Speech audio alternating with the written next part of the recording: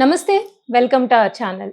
Senior journalist Damu Balaji గారు ఉన్నారు. వారితో మాట్లాడదాం. సార్ నమస్తే సార్. నమస్తే అండి. సార్ గత 4 రోజులుగా గరికపాటి గారి ఇష్యూ చాలా వైరల్ అయింది. అయితే ఇందులో ఏంటంటే నిన్న ఆవిడ బయటకొచ్చి ఒక వీడియో రిలీజ్ చేశారు. ఏంటంటే ఈయనకి ఆవిడ అన్న భార్య. సో అన్న భార్యని ఈయన తీసుకొచ్చి పెళ్లి చేసుకున్నారు. ఇదంతా ఎప్పుడో జరిగిన ఇష్యూ ఇప్పుడు బయటకు వచ్చింది సార్.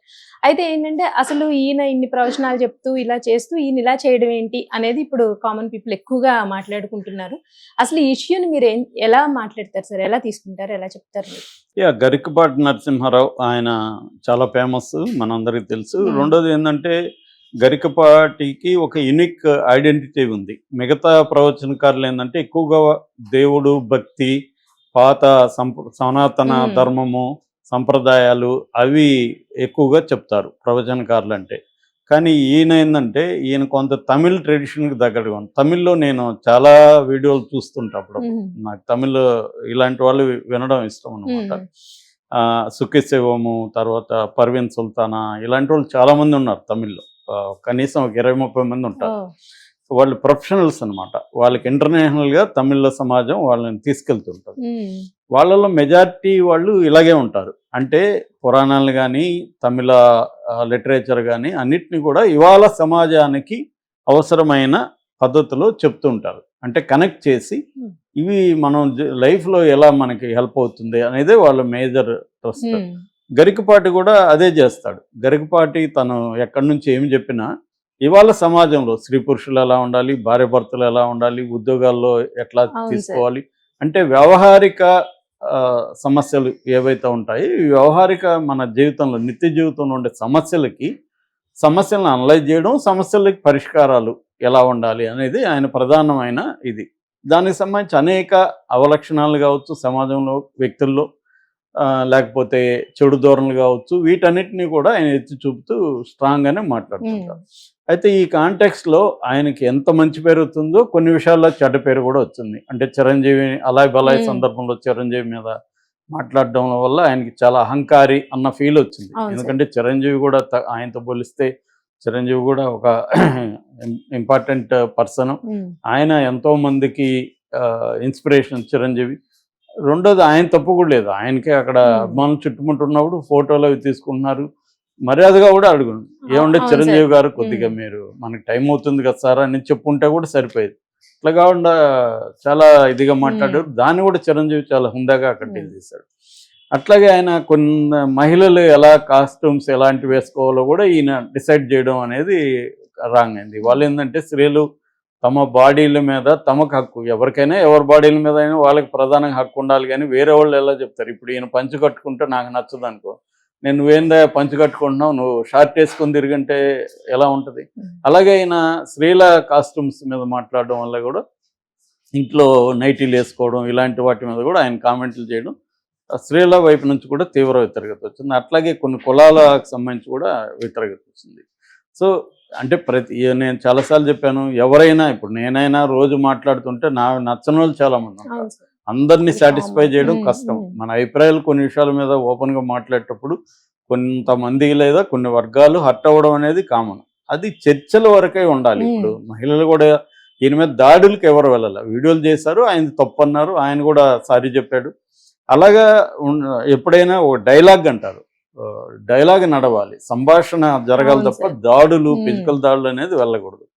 సో ఈ కాంటెక్స్ట్లో ఇప్పుడు ఏమైందంటే రేవంత్ రెడ్డి ప్రభుత్వం ఈయనకు ఒక పదవి ఇవ్వాలనుకున్నది. ఆ పదవి ఏంటంటే ఇక్కడ స్పిరిచువల్ టూరిజాన్ని డెవలప్ చేయాలనేది రేవంత్ రెడ్డి అనుకుంటున్నాడు. గతంలో కూడా కేసీఆర్ యాదగిరి గుట్టని యాదాద్రిగా మార్చడం, చిన్నజీరు లాంటి వాళ్ళని పిలుచుకురావడం ఇవన్నీ చేశారు.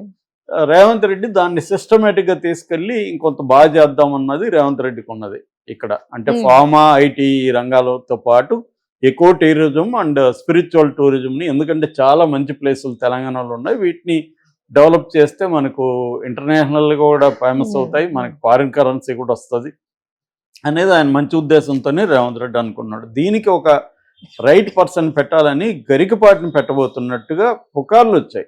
అఫీషియల్గా ఎక్కడ అనౌన్స్ చేయలేదు. అయితే ఆయనకి ఆ పుకార్లు వచ్చిన తర్వాత, అంటే క్యాబినెట్ ర్యాంక్ ఇచ్చి ఆయన్ని పెడతారు అని చెప్పిన తర్వాత ఇక్కడ ఇవన్నీ బయటకు వచ్చాయి. నిజానికి ఈయన మొదటి భార్య ఉందని కూడా చాలామందికి తెలియదు, నాకు కూడా తెలియదు. నేను గరికపాటిని పెద్ద ఫాలో గాను, బట్ చాలామంది నాకు తెలిసిన వాళ్ళు ఫాలో అయ్యేవాళ్ళు ఉన్నారు. సో ఆయనకి మొదటి భార్య వీడియో ఆమె నిజానికి 9 నెలలు ముందు చేసిన వీడియో సడన్గా ఇప్పుడు బయటకు వచ్చి సడన్గా ఈయన నెగిటివ్ యాంగిల్లో ఈయన్ని కేవలం భార్య విషయమే కాకుండా ఈయన 100 కోట్లు సంపాదించాడని, ఈయనకి కాలేజీలో పెట్టి అమ్మేశాడని, రకరకాల నెగిటివ్ అంశాలు ఈయన లైఫ్లో ఉన్నట్టుగా బయటికి తీసుకొస్తూ మాట్లాడడం.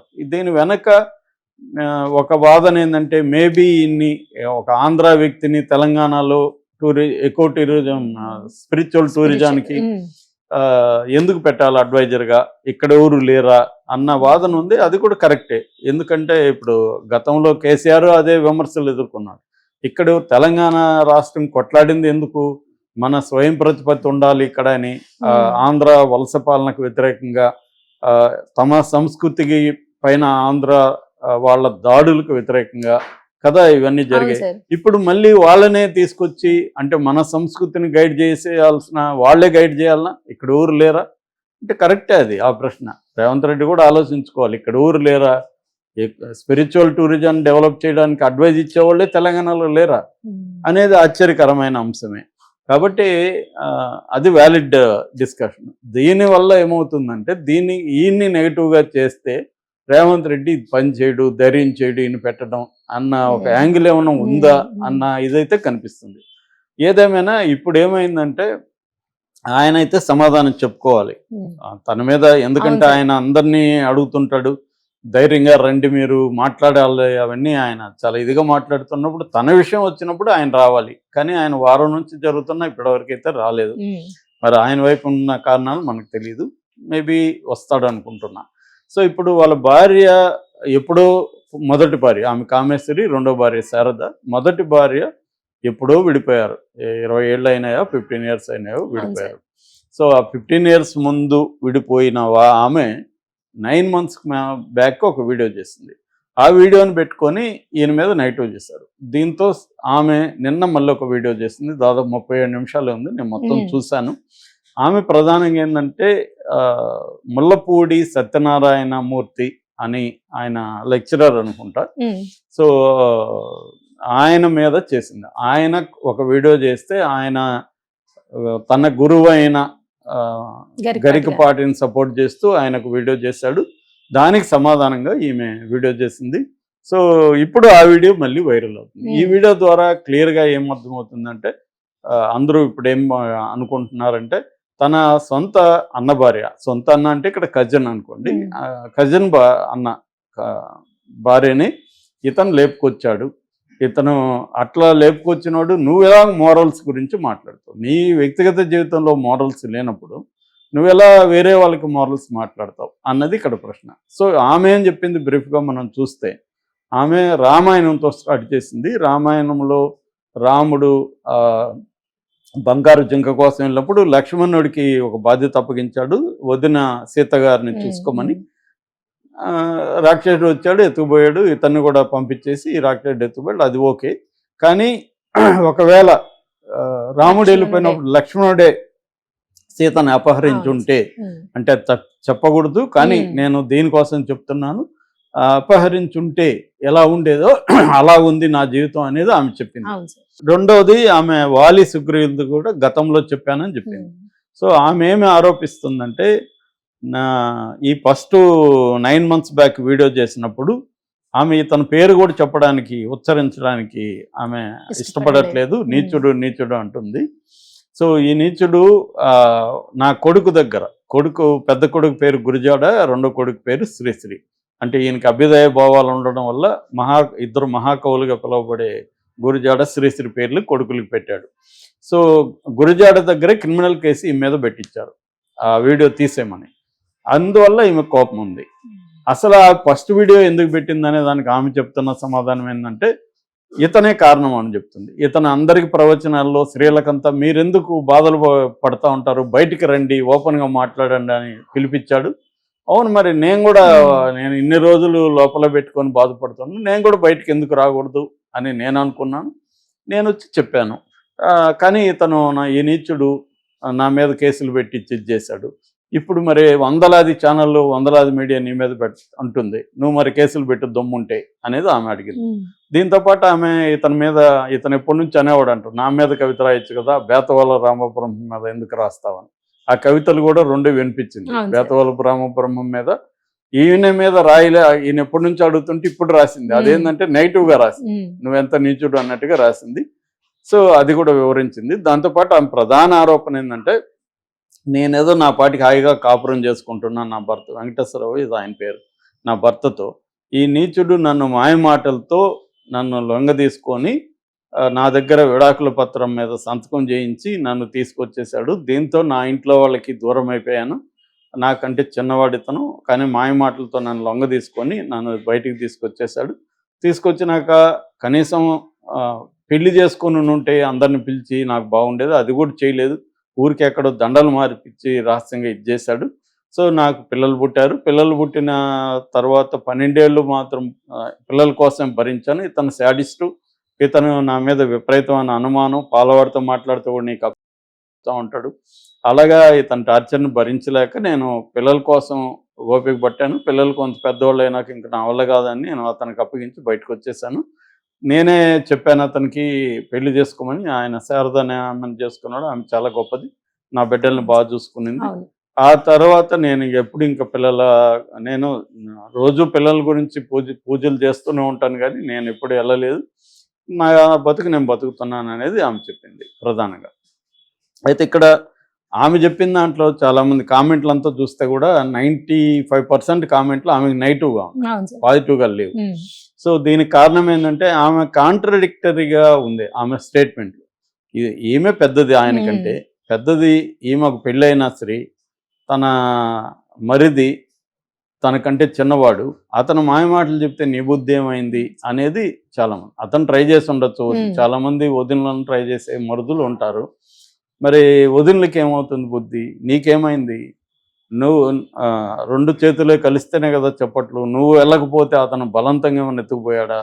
కాబట్టి నువ్వు వాలంటరీగా వెళ్ళి, నువ్వు ముందే అఫైర్ పెట్టుకున్నావు, అతనితో అఫైర్ పెట్టుకొని మళ్ళీ వెళ్ళిపోయావు, ఇప్పుడు అతన్ని నిందిస్తున్నావు అనేది చాలామంది అంటున్నారు. రెండోది శాడిజం, దీనికి ప్రూఫ్స్ ఏమి లేవు, ఆమె చెప్పిందే. మొత్తం మీద నీకు అతనికి కుదరలేదు, నువ్వు మరి పిల్లల్ని కూడా ఎందుకు వదిలేసి వచ్చావు? అతను నీచుడు అంటున్నావు కదా, అంత నీచుడి దగ్గర నీ పిల్లల్ని ఎలా వదిలేస్తావు? నువ్వెందుకు పిల్లల్ని తీసుకొని నీ దగ్గర కనీసం ఒక బాబుని అక్కడ వదిలి ఒక బాబు నీతో ఎందుకు ఉంచుకోలేకపోయావు? రెండో ప్రశ్న. మూడో ప్రశ్న, నిజంగా నీ మాతృప్రేమ అంత గొప్పది, రోజు పూజిస్తుంటే ఆ పిల్లల్ని నీ మీద ఎందుకు కేసు పెట్టాలి? ఇప్పుడు పెద్దవాళ్ళు కదా, మరి నువ్వు ఎప్పుడైనా పిల్లల కోసం మళ్ళైనా నువ్వు కనీసం వారంలో ఒకసారో నెలకు ఒకసారో పిల్లలతో గడపడము, పిల్లల మీద నీకు ప్రేమ ఉండాలి కదా, అది ఎక్కడా కనబడలేదు కదా. అంటే నీ వైపు కూడా ప్రాబ్లమ్స్ ఉన్నట్టే కదా.